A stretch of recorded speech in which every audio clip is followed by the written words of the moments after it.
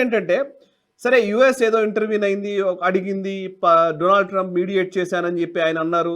So మొత్తానికి ఏదో cease fire ఒప్పుకున్నారు ఇద్దరు కూడా అని చెప్పారు.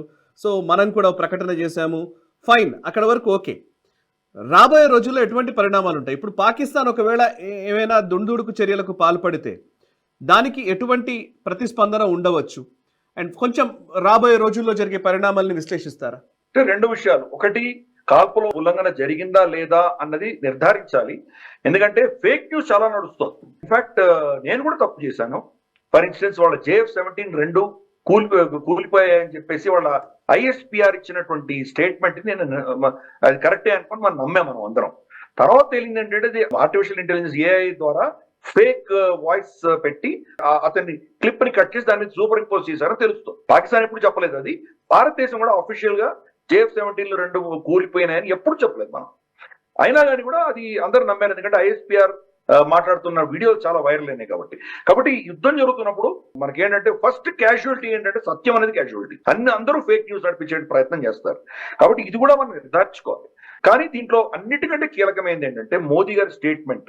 మా దేశంలో ఎటువంటి ఘటన టెర్రరిజానికి సంబంధించి జరిగినా దీన్ని యుద్ధం ప్రకటించినట్లే భావిస్తాము అన్నది చాలా ఒక one of the best statements అని అనుకోవాలి. Policy statements.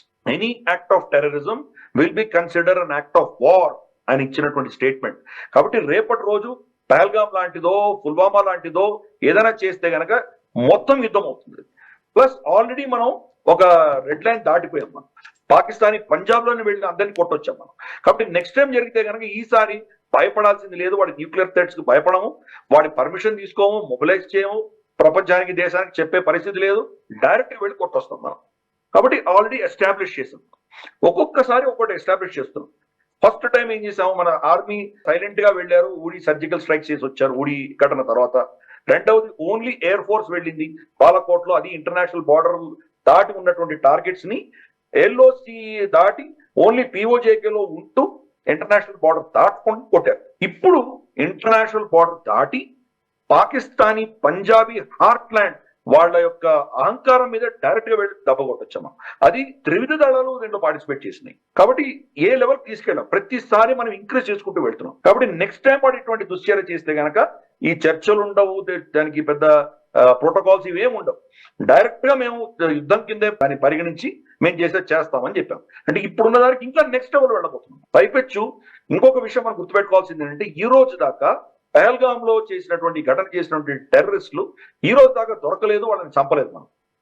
గతంలో ఏమై ఉండేది, ఇటువంటి ఘటనలు జరిగితే కనుక వాళ్ళని చంపి వాళ్ళ దగ్గర ఐడీలు, వాళ్ళ కనెక్షన్స్, వాళ్ళ ఫోన్ కాళ్ళు ఇవన్నీ తీసుకొచ్చి ఒక డాసియర్ తయారు చేసి పాకిస్తాన్కి ఇస్తే this is not evidence enough అనో, this is not an executable evidence అనో పక్కన పడేసేవాళ్ళు. దీస్ ఆర్ పేపర్స్ అనేవాళ్ళు. ఇటువంటి చెత్త అంతా చేసి వాడు ఇచ్చేవాళ్ళు కాదు. వాయిస్ శాంపుల్స్ ఇవ్వరా అంటే కనుక ఇచ్చేవాళ్ళు కాదు.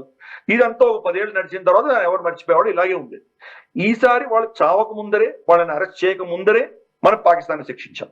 కాబట్టి నెక్స్ట్ టైం కనుక ఇటువంటి ఘటన అంటూ జరిగితే వాళ్ళు దొరికారా దొరకలేదా, వాడు పాకిస్తాన్ సంబంధించిన వాళ్ళు కాశ్మీర్ లోనే ఉన్నటువంటి కాశ్మీరీ పిల్లలే దీంతో చేశారా, దీన్ని కూడా చూడమని డైరెక్ట్ గా వెళ్ళి పాకిస్తాన్ కొడతాం, అంతే సింపుల్. ఆ ప్రోటోకాల్స్, ఆ స్టాండర్డ్స్ మోదీ గారి స్టేట్మెంట్ ద్వారా ఫిక్స్ అయింది.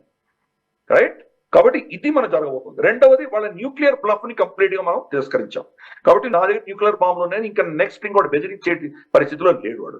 ఇప్పుడు న్యూక్లియర్ బాంబులు పెట్టుకుని నువ్వేం పీకావు, నువ్వేం చేయలేకపోయావు కదా.